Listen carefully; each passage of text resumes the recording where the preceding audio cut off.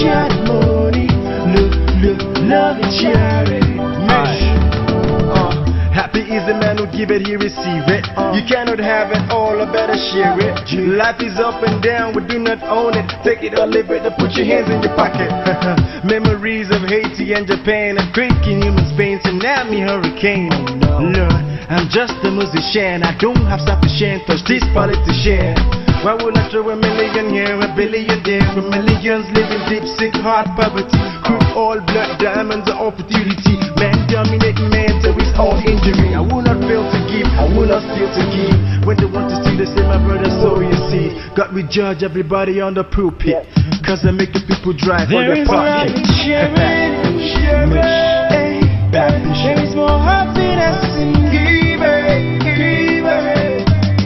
Be it love, time, or money. For all you have, you receive this. When I get to spend the money, money not nothing. Share the small and share the plenty. You know you know me. Share the joy and share the laughter. Share the love, share the money. Love and share it. Share it. God is the God of love, making it rain and to shine on us all. Everybody. See my life is a gift. What would I pay for the air that I breathe? I do not have like God, but the little that I have I will share with my brother. I will not segregate, no class, no race, don't separate. We must not pop champagne, let the love go around, share the fun with banter. Even a smile is a gift, sweet words that you speak can give me relief. Oh, joy, I'm not a millionaire, one soul I could save if I let go with the Lord. Brother, so come celebrate, we keep it real. There is love in sharing. There is more happiness in giving. Yeah, there is love in sharing. Hello, good morning, good afternoon, good evening, wherever you are watching me from. I wanted to thank you for joining me today. We are back. We never left. We are back. We're always here. We were always here. Okay, thank you so much once again. And please, if you're watching me from Facebook, share this live broadcast to your friends and with your contacts as well. Or if you're watching me from YouTube, please don't forget to share and also subscribe to our YouTube channel. I think we'll be doing our live broadcast more on YouTube than Facebook. You know, Facebook don't begin to make wahala small. So we want to do our broadcast on YouTube more. For these days, we'll still broadcast on Facebook, but we want to do more on YouTube. You know, share the live video, invite someone. I know a lot of people miss the show a lot, and I received so many comments, suggestions, good and bad. Thank you. For those of you who send the bad ones, thank you. I love you. Because without you sending me the bad comment, I won't be able to come back. Thank you so much. Okay, today, I don't want to take much of your time. I'll be talking. I have it. It's not a job at talk, not interview to this time. It's a gist, you know. Just want to gist with one crazy boy like that, crazy man like that, you know. So this guy, he likes Nigeria a lot, but he loves Akwa Ibom more, you know. So basically, you'll be seeing. No, now we are back. You'll be seeing his face more regular on the show. So, and this guy is from Akwa Ibom State. His name is Owemedi Mo Owo. I think that name sounds familiar. No, troublemaker. Yep. So, today we'll be gisting about Nigeria because I miss a lot about Nigeria. I miss so much about Akwa Ibom. I don't really know what is going on there, what has been happening, what is not happening. You know, so many things. So we'll be gisting a lot. So if you are watching me, please join the discussion. Just send a text or just comment. We will read it. There's no phone line today. So if you want to be part of the program. So I want to tell you about Omedi Imo. Well, for what I know, Omedi Imo is Omedi Imo. Mr. Omedi Imo is from Akwa Ibom. It's the common boy from Akwa Ibom State. He lives in Abuja, Nigeria. So he will be my gist partner today. So we'll be gisting so many things that we missed. So I'm gonna go on a short break.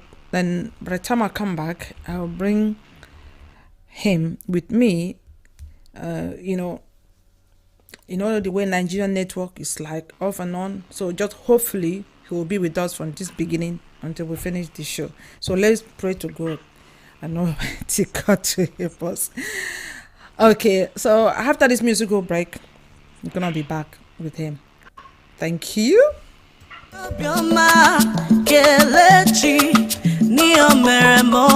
Ikele Jehovah, they told me I would fail, but you never let me down. You keep on blessing me, lifted me so high. Up to Pop-Yama, the Robbie Mama. Why not give him thanks for all he's done for you? Kelea, Kelea, Kelea, Kelea, Kelea, Kelea, Kelea, Kelea, Kelea, Kelea. You say Kelea, Kelea.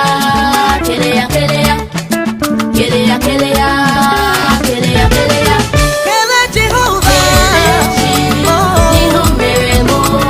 Kele Jehovah,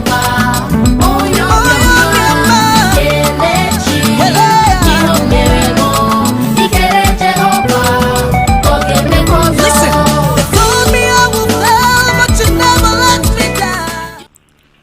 Okay, today it's not a song day, it's a short song and more gisting. Today is gisting.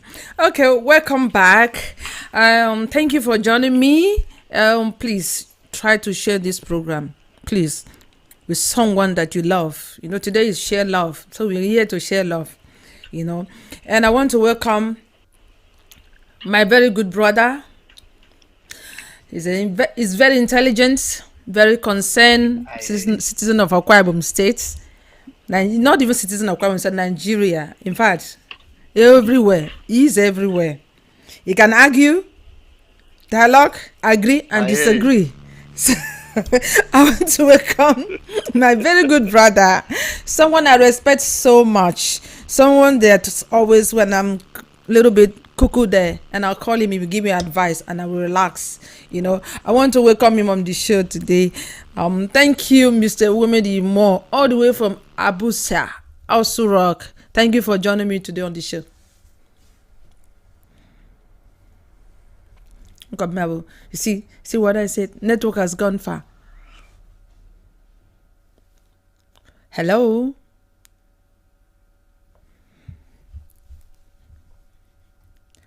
Keep on blessing me, take me so high. If you took Pop-Yama, it did Robbie Mama.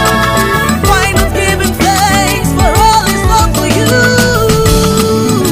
Kelea, Kelea, Kelea, Kelea, Kelea, Kelea, Kelea, Kelea, Kelea, Kelea, Kelea, Kelea,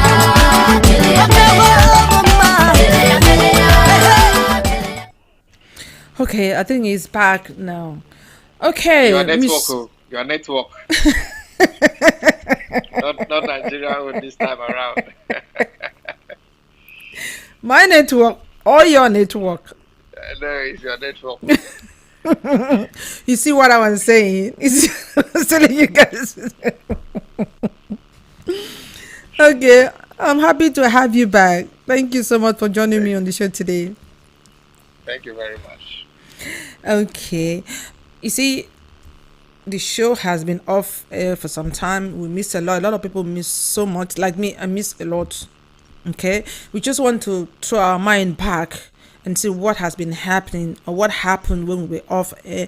And some people will say, oh, this is a program that people always come to talk and we know what is happening.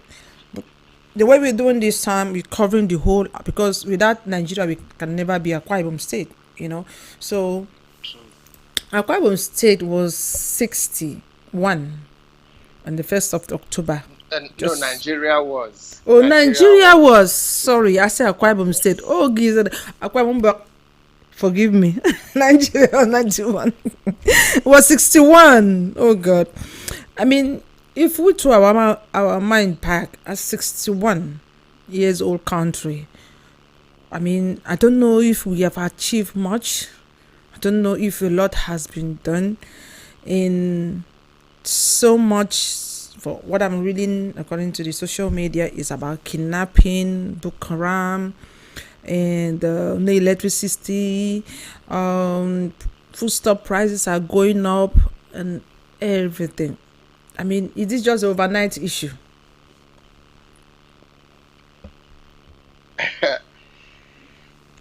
Good evening, Edna and the world, everybody that is watching. A lot of love from Nigeria, from the nation's capital, Abuja. Good to be back on the program. We've missed it so much, and then after the program, maybe we'll be at the back door to ask why, and maybe if there's somebody to flog, we'll flog that person. We first Anyway, block you first. uh,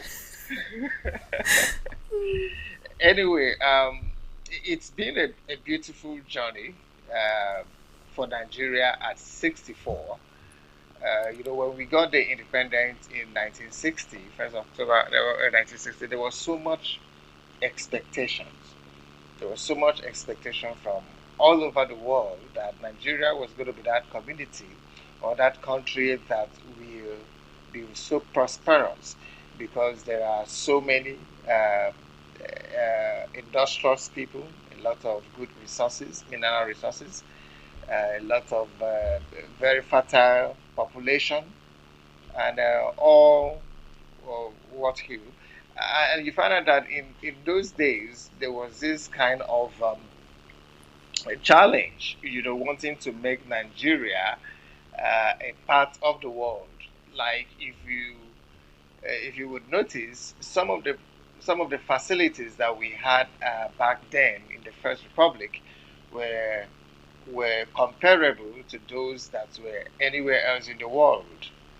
We were beginning to build as far back as then, the First Republic, Second Republic, building cars. Our health institution was about one of the best in the world. Our universities, everything in Nigeria was actually going on well until I think from from after the Civil War. After the Civil War, things start going awry, and then fast forward into the 80s, especially when there was this IBB administration where they had SAP, and then that was when the country began to nosedive into a different corner. A lot of corruption marred the country. There were no more injection of to improve facilities, infrastructure. Our education system was dying gradually, and then the dream of Nigeria became that of living Nigeria. Like you ask a Nigerian, "What is your dream?" He's like, "I want to live Nigeria," which became so unfortunate. Of course, that was the period in the 80s. That was the period you heard the common slogan that. What is that? His name is checking out, okay, out of the country. So military came in and then destroyed a lot of the fabric. Corruption was institutionalized in the country. Politicians now became good friends to military men and a whole lot of things. And God smiled again at us, and there was democracy in in uh, in 1999, the return of the Fourth Republic in 19, the Third Republic in 1999, when we had Obasanjo, a former military man, becoming a civilian, and became president. And again, he's tried his own bit to actually rechannel the country back to its compass, but then the rot was just too much. However, politicians have been corrupted, and then the corruption intensified till what we have today. And now what we have today as Nigeria become the reality of the rot, of the reasons why military cannot be trusted with power. I remember the last administration tried to bring in professionals, to work, and then you now see another military man in civilian clothing coming again, and then things are getting awry. Prices of goods are skyrocketing by the day. You really can't actually tell how much a certain item would cost Wait a in the minute. market. Let me ask you here. Okay. You says military came in and became corrupt, and civilian also corrupt. Yeah. So now, which one is better? Military corrupt, democracy corrupt, both of them. For Because Nigeria because I remember one time I was very young that time, very small, when people said there was no fuel in the filling station, they shut it down. And I don't know, I think it was IBB was the president, then military president that. Then he ordered all soldiers to go to the filling station. Boom. So when they open any tank, there's a fuel, they will fill some people's car, and whatever they give to them, they will collect it and drop for the owner of the petrol station to take. So you were saying that because of military is corrupt, democracy is corrupt. Is it the name or the people working? Is it the name or the people or the individual? The period you are Because this talking Buhari about that is here now was the same Buhari that introduced, is it war against indiscipline? Everybody was, hey, Buhari is good. Now, he is bad. Everybody started shouting. Now, the example you cited of filling station not refusing to sell fuel and the soldiers were deployed to go and do that was actually the Buhari first coming as a military head of state in 1984. That was the period such a thing happened, where a lot of drastic kinds of reforms were made, but then those reforms were not intelligently targeted. Why? Because you just felt that the foodstuff in the market the prices of foodstuff in the market are too high. Then you just get into that market to ask soldiers to begin to sell it at your own perceived price. Then forgetting that this trader would go to the international market to buy this product again. And by the time he goes to the market to buy these things, he does not have enough money because you have reduced, you are not taking to cognizance the international pricings for these things. So it wasn't intelligent. It was actually something that we were very young, we were like happy because it was favoring us. But then what about the person that owned these items? It was not a good, well thought through economic approach to dealing with issues. Now, is it the name or the people? Of course, there is nothing wrong with any name. The people are the things that actually make a name to be good or bad. My name is Uwemedimo. I can choose to be a bad person, but that doesn't necessarily mean that Uwemedimo as a name is bad. Democracy, to me, is a lot better than any civilian government. I mean, than any military government, because a civilian, democratic government involves the people. It makes the people in power so because there is supposed to be freedom of information, freedom of expression, despite the fact that to an extent we are trying to be oppressed here, our ability to air our opinion, but we still air it. If it were in the days of the military, you can't try it, because if you do that, before you know, they knock you and then pick you up, which still happens now, but then it's not as open as it would have been in the days of the military. The civilian government democracy actually gives room for development. because we now move out from the very cradle of the council, the ward level, where there is a councillor. From the councillor, you have the chairman. From the chairman, you have House of Rep member, State House, you have Federal House Rep member, you have a governor, you have a senator, then you have the president. So democracy is actually designed to trickle down development to the very grassroots. It's just unfortunate here that our own interpretation of democracy is giving more people opportunities to steal money and touch somewhere, and then the people suffer. Because I don't see any reason why we can't, as a country, have reason not to live a good life. I can't see why we should not, at the age of 64 as a nation, we are still gnashing our teeth. We can't actually talk about any tangible thing that we've done. However, if you talk about development individually, Nigeria has been able to build a nation, a country, in terms of physical appearance. You come to Nigeria, there are some places you go to Nigeria, you're like, really? Is this thing happening? Because we have a lot of entrepreneurs. We have a lot of industrious people. We have very much intelligent people. In the 60 plus years we have, our industry, especially the movie industry, has become the third largest. Now, before it used to be based on the on the volume of production, but now the quality is improving.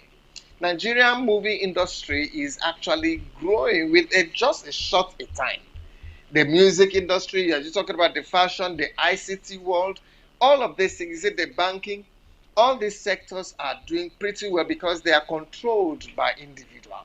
But anything that is actually government-centric in Nigeria is usually nothing to write home about. I mean, you can't imagine in a country where the doctors are on strike, and then another country come into that country to come and recruit them. Okay, and then you now send DSS to go and stop that recruitment. It's a shame. But because in our country we don't respect doctors, we don't respect nurses, we don't regard it as anything. Do we respect anybody? You understand? So these are the set of people. These are the professionals that has the life of human being in their hand. Because if you are sick and go to the hospital, and the doctor prescribes medication or something that different from what you went to the hospital for, that's gonna be a big problem. It's like, see, doctors and nurses, they are the second god. So I think I saw that video. I was thinking it was just a joke.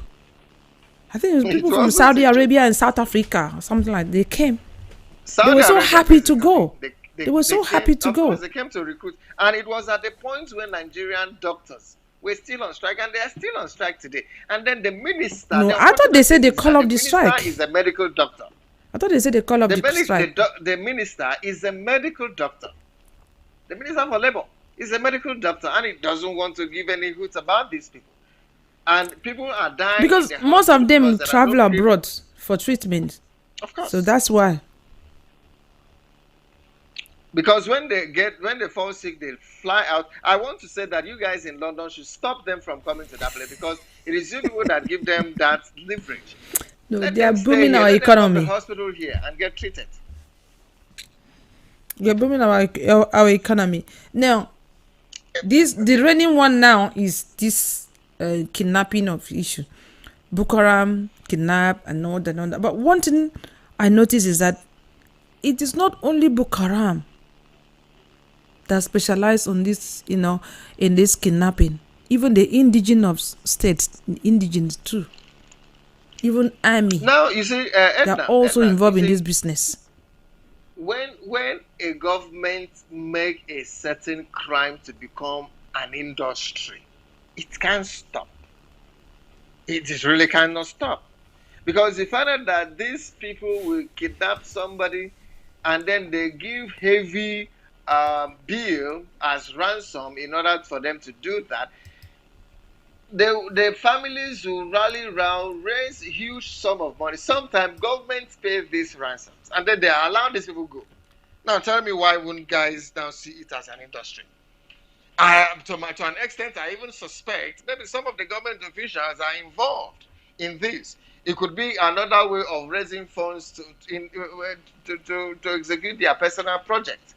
Because you can't actually imagine how mere individual who are kidnappers who get into the place, kidnap people, then there is a full-scale security in place by the government. And then the government is telling you that you, as a civilian, should protect yourself. Now, why were you elected into the office? You were elected into the office because the state, the people of the state have surrendered every of their security concern to you, and you have promised them that you're going to take care of that. And then you're now coming to tell the people you should protect yourself. Then we don't have a government. So that is why you have the kidnappers having field days. All they do, all the big men now, all they do, they go pick police guard and guard themselves. And then we, the common people on the street, we are at our own mercy. So it is to me, it is a situation of a failed state. If you will, it's failure of the government to be able to address situation as it another thing that I don't another thing I don't understand is they said there's no money in the country. No money. But have you watched parties? Well, the way they spray money in a party? This one, in those days, they used to spray money like this. But now, in bundle. And they said there's no money in that country. Now, don't get it twisted. There is so much money in Nigeria. But then this money is only concentrated in the hands of the very, very few. We are talking about 1% of the 1%. Okay? That have so before they used to say men spread money, but now women spread more than men.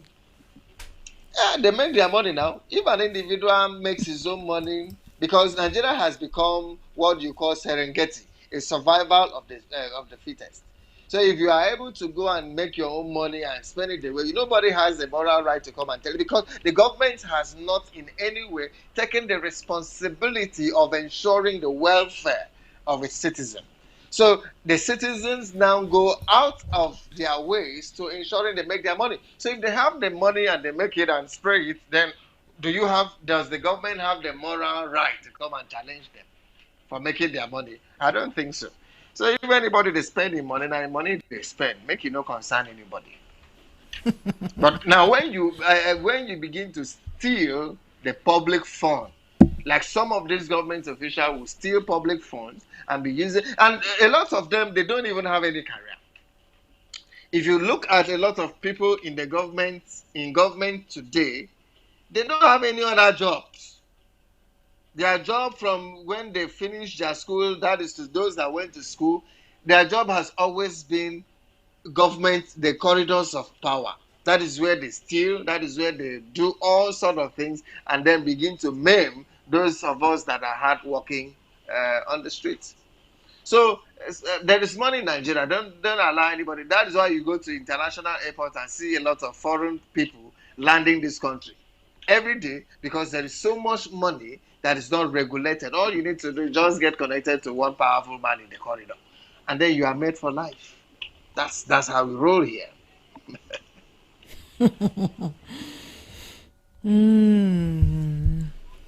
Anyway, we were talking about Nigeria. Our president Muhammad Buhari presented the 2022 budget. Yes. To the Senate. Only God knows what is inside the 2020. If the Nigeria is going to be shut down. The thing that is there is that a large percentage of the budget shall be funded by borrowed funds. Let me break your hearts.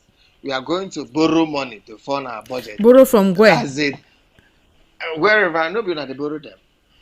Borrow from wherever. Now you're now talking about a budget plan that most of that money is going to be borrowed to support this budget, and this borrowed money will go a long way. It's still inside this, but a lot of them will be used to pay off debts. Now, this money you are borrowing, it's let's not talk about this budget, my dear.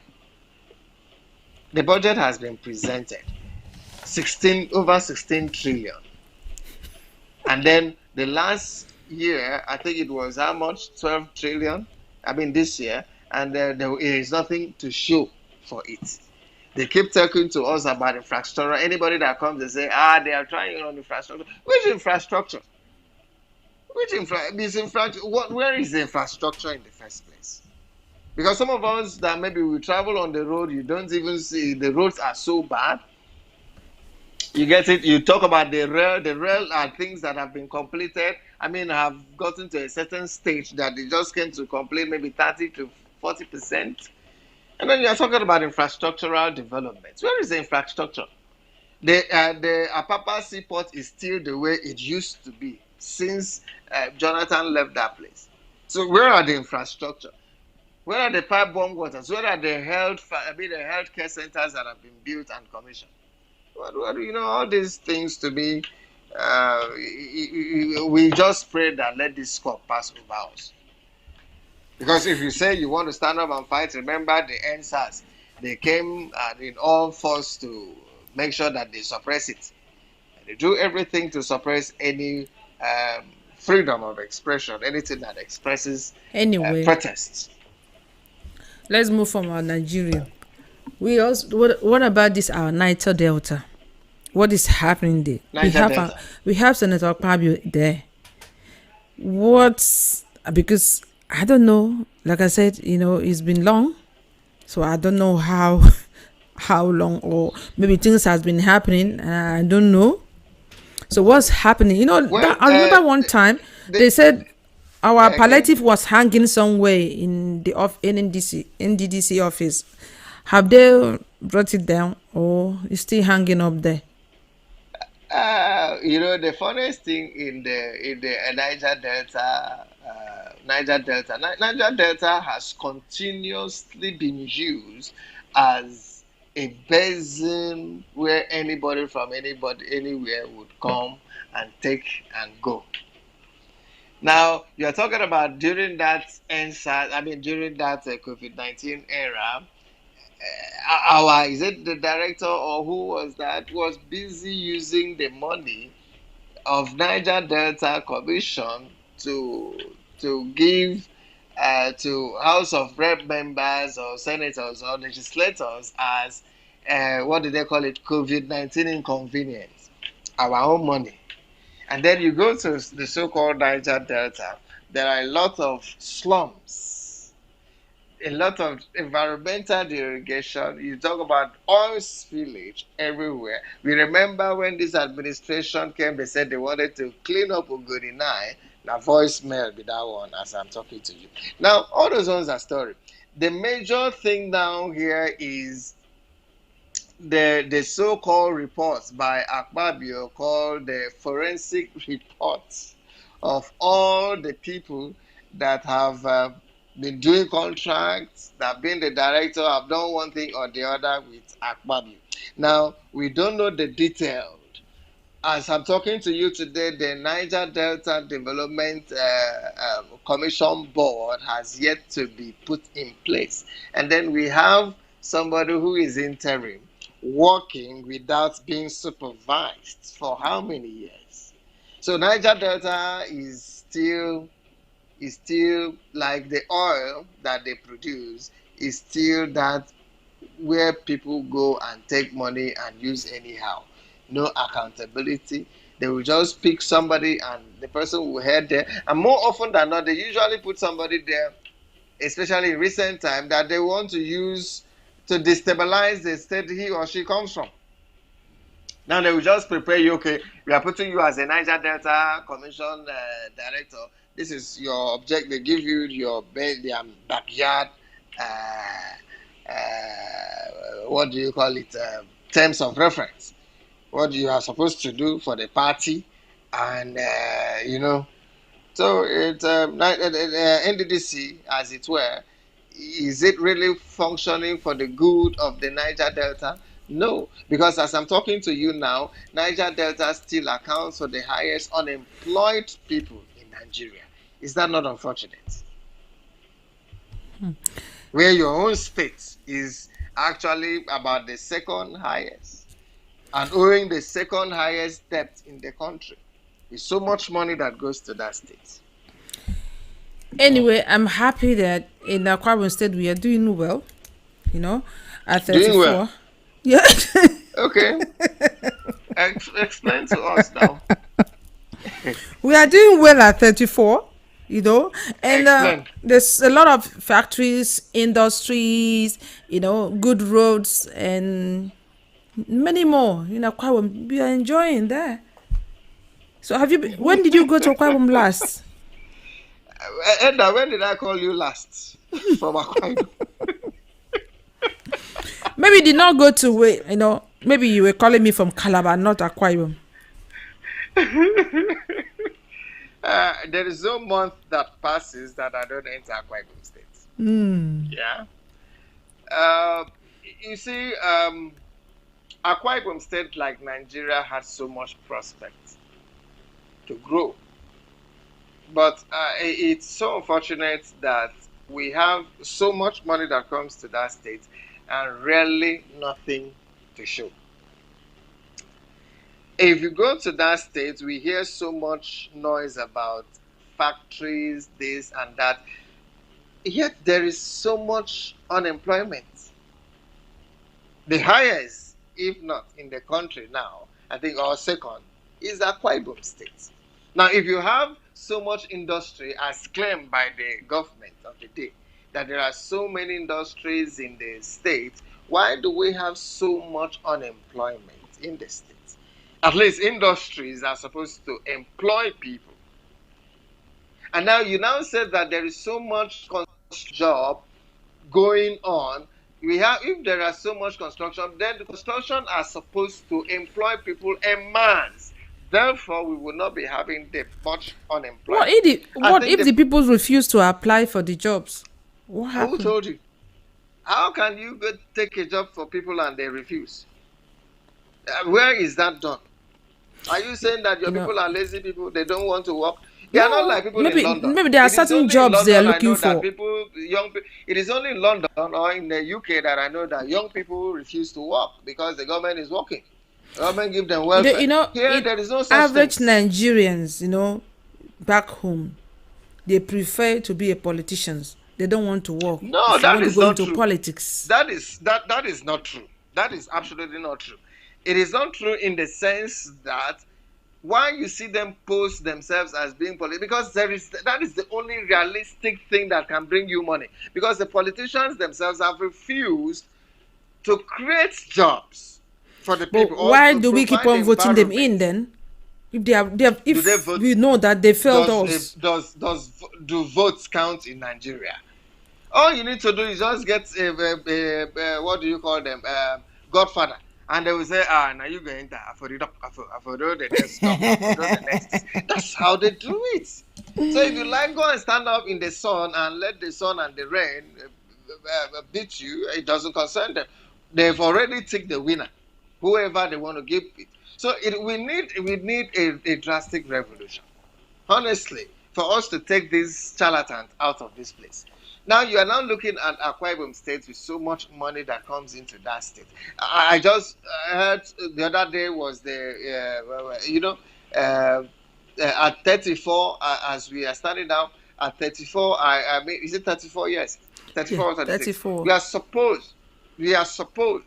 We are supposed by this time around to be one of the biggest states in Nigeria because of the money. Akwa Ibom was the West. And this one, I can't even define what Udom stands for in Akwa Ibom State, because you talked about industrialization, and industrialization, as far as I'm seeing in Akwa Ibom State, is a fluke, is a scam. No, let me say something. There was one of the, I think it's live broadcast.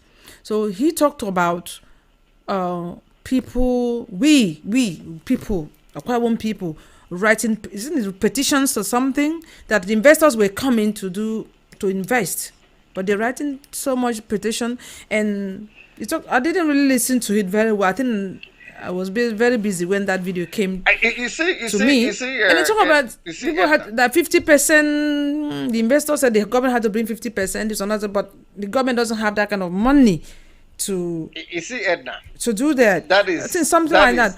No. If we want something to happen, something good to happen in our state, and we are the ones sitting down using our hand or pen and paper and destroy it, how can things like that come we can't have it. Okay, you can't eat your cake and have it. Okay, Edna, that was for me his word against the people of Oron. It was actually referring to the Oron people. The Oron people wrote a petition. The Oron people, they wrote a petition. People were writing petition, scaring investors away. Now, can you imagine that? Does that sound logical to you? But it's not only the Oron alone, state alone or local government alone. You have other local. Anang is there, EBBO is there. There's a lot of local government. They can go and do something. No, the broadcast. What he said, it was a chat, the media chat that he had, and then he said that the Oron people, because the seaport was to be located in Ibaka, which is a natural deep sea that you don't need to do dredging. And all of a sudden, you move that to another place in Ibuna without a clear-cut reason, and then you are now coming back to tell us that because those people wrote petition. Now, do you know what that tells us? It tells us something very simple. There was no initial engagement by the host community. You did not clearly define their stake in this process. You did not clearly define, and then you are now telling me just because of petition, you as a state could not stand to make sure that you remove all the hurdles you didn't clear the path before you start going to bring investors. Now you're telling me you're not giving that as excuse? To me, it doesn't hold water. It's not an excuse. Because all I see there was no clear-cut engagement by the host community. For crying out loud, you are going to build a seaport. A lot of things will be taken away. Land. These people live by fishing. A lot of their farms will be destroyed to build infrastructure. Did you engage them? Did you give them guarantee that when these seaports come, you are going to be a direct beneficiary? You know, what I see there is that when you sit down to dismiss, it was a sign of height or in arrogance by a servant of the people. That we could not even have the courtesy of saying that some people you generalize. So are you not trying to tell me even the Oron person that is in your government are the people disturbing your government? That the Oron people are not serious? To me, it was a height of irresponsibility by a serving leader on a people that. When you said that, we have second. I would say I call him second in command. You know, we have SSG there, Dr. Akwa Ibom, who is from Oron. Are you saying that he's there in the government house, part of the team, and he sees all this and he said, "Okay, go ahead"? Or are you? I mean, now because if the governor have done something wrong, I think he's supposed to be the one to say, you know what? No, what you're doing is wrong. Okay. Edna, you've been following His Excellency Governor Udom Emmanuel. Do you hear what he usually uses as a slogan? Only God, right? I mean, nobody's saying the talk. Only God. Only God. Do you know who is that only God? He is the only God. Therefore, nobody ask him question. What did he change his name from? Emmanuel, Udom That Emmanuel is a slogan to. now. You should understand. You should understand. Udom who always said only God. So the only So God that is means it only God. He because believes in if only God. That is God, which is up that there. is your own interpretation, Ni. Because if he was not a God, I don't see why he would be speaking like that to the people. I don't see why an SSG would not advise him. Because these guys feel that they are God. Governors in Nigeria are even tougher and more autocratic and tyrannic than the president. That is what a lot of people don't know. Are you It is trying to only in say Nigeria. that there are It some is wrong only in people Nigeria. in the wrong It is job? only in Nigeria that you have a governor will deny local government access to their funds and the access to control their funds. It is only in Nigeria that the governor will not allow the legislators to have control of their funds. It is only in Nigeria that the governors will not allow even the judiciary have control of their funds. Yet they want to control resources from the federal government. You understand? So if you are not talking about people that are not Democrats, they are actually the governors in Nigeria. You get it? So when you have somebody who is that so powerful, is it a common secretary to the government, to the state government that will talk to him and he will listen? Come on, man. You should understand all these people now. They have become only gods. You get it? And the arrogance is so much that you go to that state. There's so much hunger. How many times the people will call you every day? Some may be pretending, though. Some may be pretending. What kind of pretense? Who will be that person that will pretend to be begging all the time of his life? You never know. Some people. And you know, Afu jo ngake ke ba ke Bible ke buntum ku imo we ya bo we ne dia nge ke mo dia. So more don't evolve of you net dian ku we.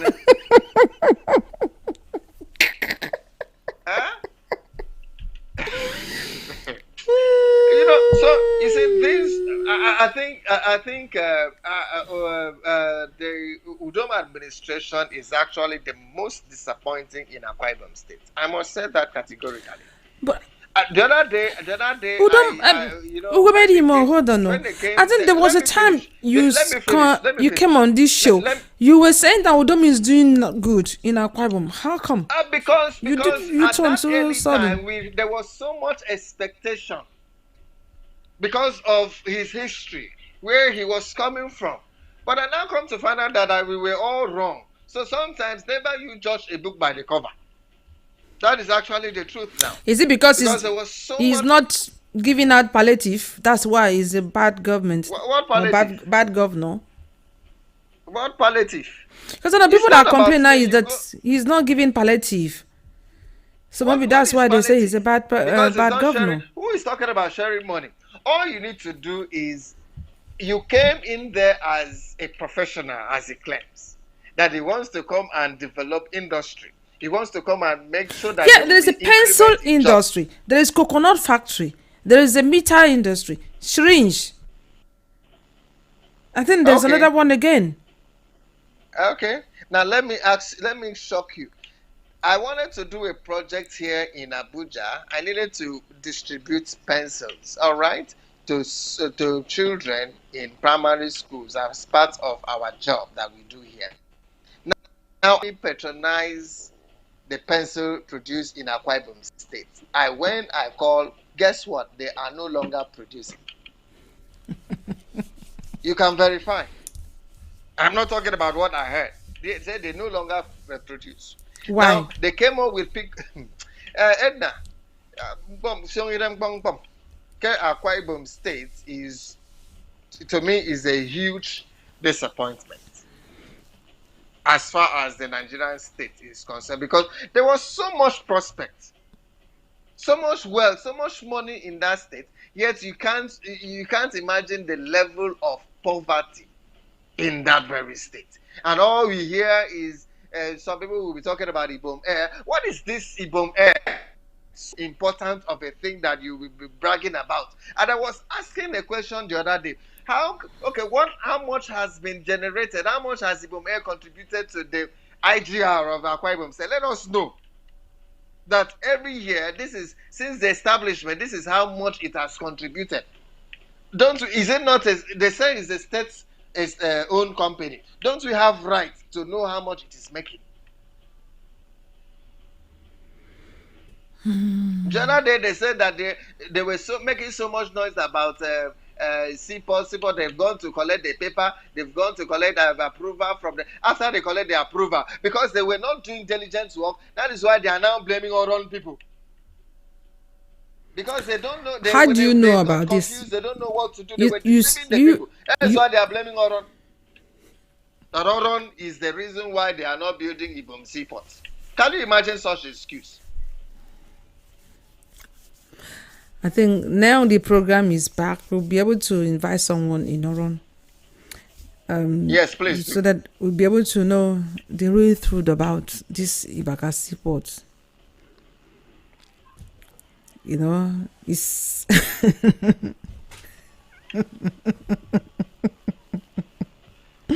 you see why I say you are crazy? Thank you. I appreciate it. Thank you. You don't marry, sir.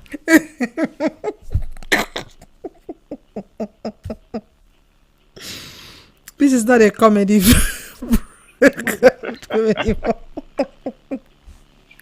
You don't marry, sir, now. Please. Don't let me wait like a ghost. You are not serious and you will never be serious. Don't worry, I know who I'm gonna report you to. Anyway, I really enjoy myself today. And I don't think you still have much to say because you said a lot, more than a lot. It depends on what you want me to say. No, don't say anything. Don't do that one. The one where you don't talk, don't do. Don't do. He said, yes, yeah. A lot of them must have heard a lot. We had a lot today. So, and our time is flashing. They're telling us that we need to go. It's about 4 minutes to go there. So I want to say thank you for coming on the show today. Thank you. And thank you anyway. You will always be here all the time. You will always be here. You will always be here anyway.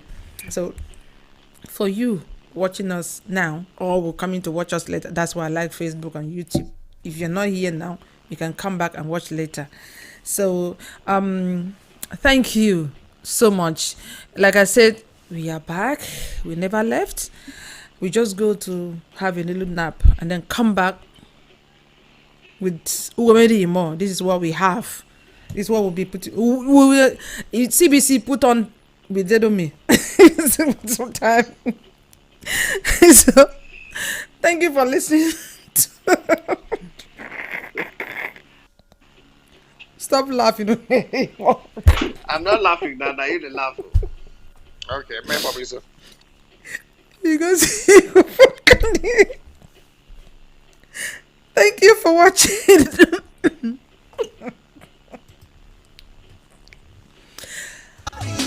My heart to go, she get tambo. Edima, she know the flame. Nkara. I say she carry, my heart to go, she get tambo. Edima. Okay, I was asked to compose myself and then come back.